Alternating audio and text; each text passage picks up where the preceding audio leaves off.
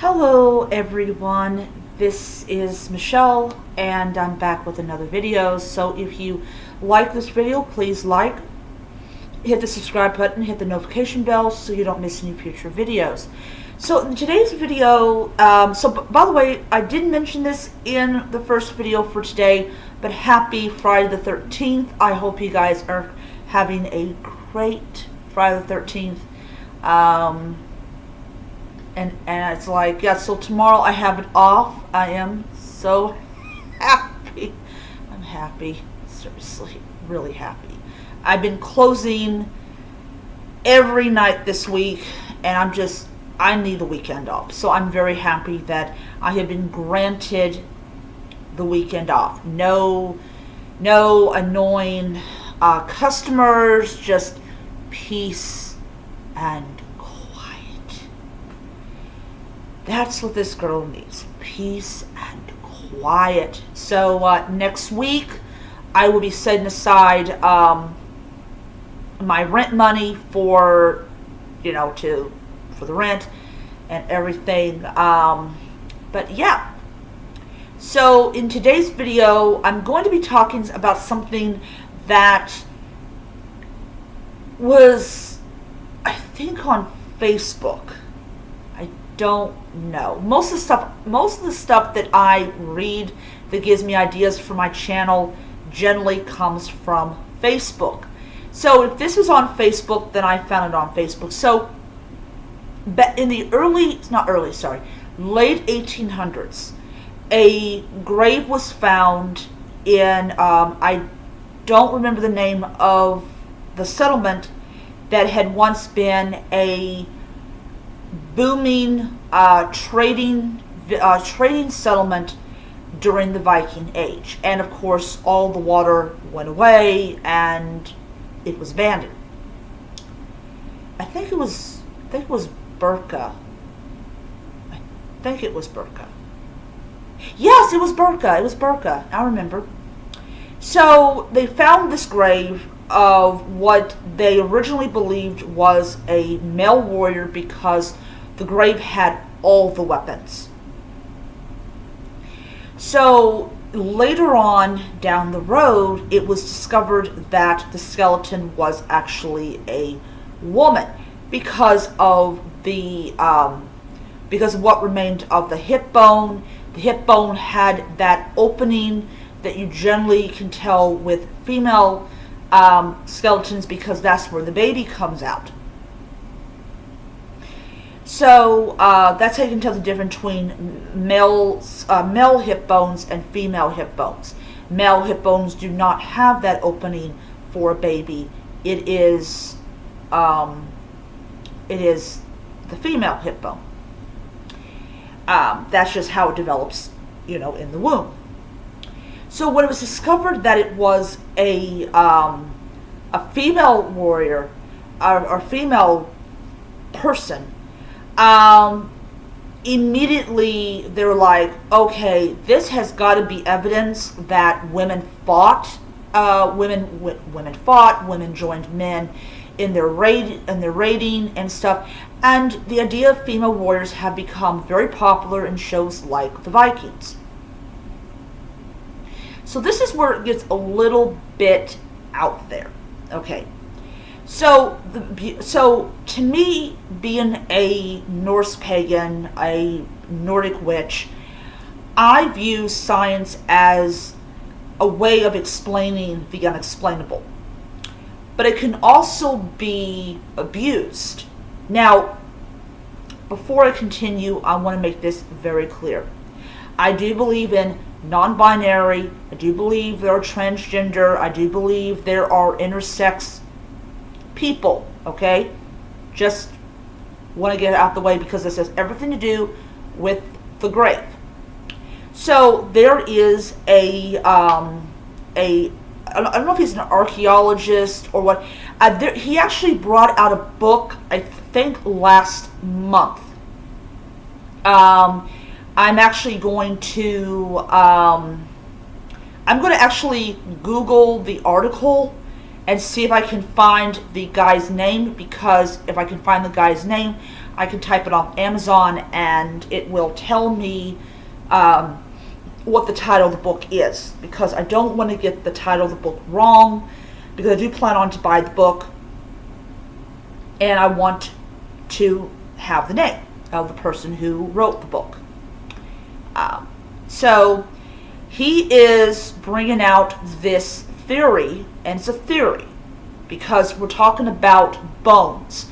We're not talking about a full skeleton here. I don't know.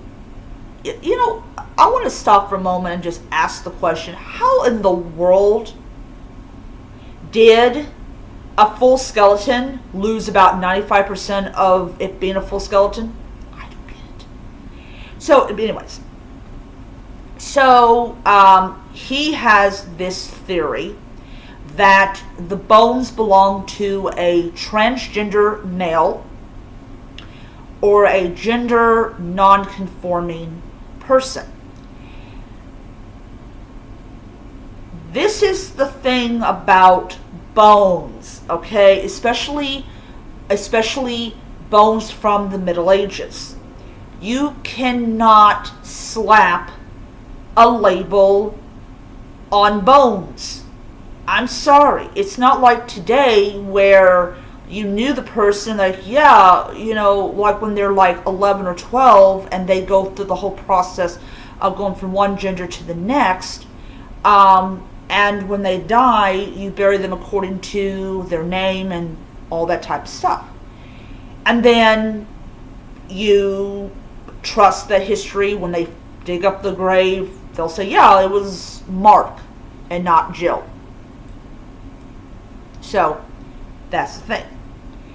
So, a lot of other leading archaeologists and historians are saying point blank that this is a way of denying the proof that there happens to be female Vikings, and it's to me it's disrespectful. I think digging dead people up is disrespectful, anyways.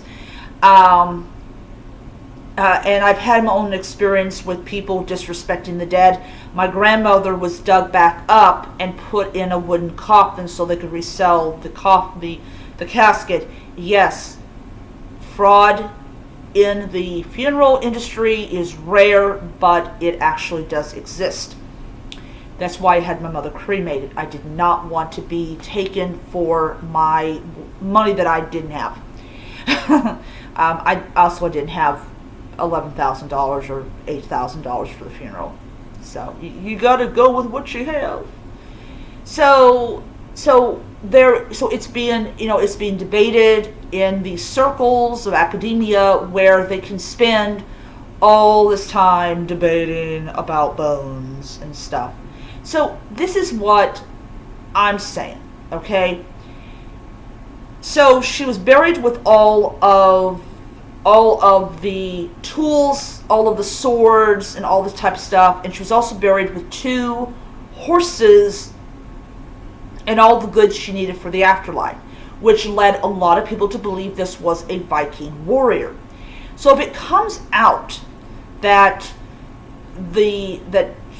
that it's a female Viking, then this is amazing. This is an amazing discovery, because it proves that it might not have been as widespread as archaeologists think it might have been, but there might have been 1 or 2 or 20 women who decided they weren't going to be on the farm. They were going to go out there and they were going to get some booty. And it really opens up an interesting aspect of Norse culture, as much as the god houses I was reading about were discovered.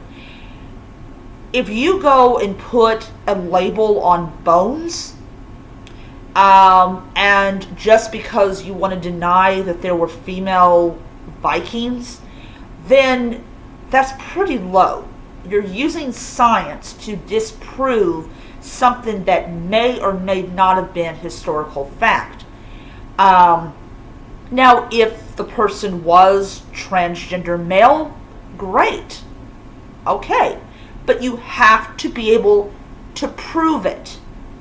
You can't just, oh, well, I don't have any proof this person's transgender, but I'm going to slap it on anyways because I want to ignore the fact is there might be evidence that women fought. But the only other piece of evidence that we have that women fought with men was a law that was passed in the Middle Ages barring women from fighting. This was done because I think it was a bishop's mother or a priest's mother, one of those, that actually was, it was after a battle, and there was dead people around. I mean, woman wasn't fazed by seeing dead people, bloated, and she came upon a dead female warrior, and this really shook her because it was a woman that was dead. And she had a thing, I don't know if she had a sword in her or she might have had arrows in her, I don't know. But it affected her so badly, and I understand where she's coming from, that she convinced her son to convince the king to ban women from fighting. So this is actually historical fact that this happened. So if it is, like I said, you can't put this label on bones. And there are archaeologists that are saying, no, it's a woman, and there's no evidence that she was transgender or that she was a gender non-conforming. We need to stick with what we can uncover and publish that. So I'm actually going to try to find the article and find the guy's name. Then I'm going to go on Amazon and try to find his book because it is available to buy. I do think I might have put it on my wish list, so I'm going to check to see if it's there. If it's there, I'm going to add it to my cart and purchase it next week. Or I may end up getting it on Kindle. I don't know. It's interesting. Anything about the Norse culture, I just want to snap up and devour it. And then, of course, make my own conclusion based on what I've read. All right, so I'm going to let you guys go until next time. Be blessed and held to the gods. Bye.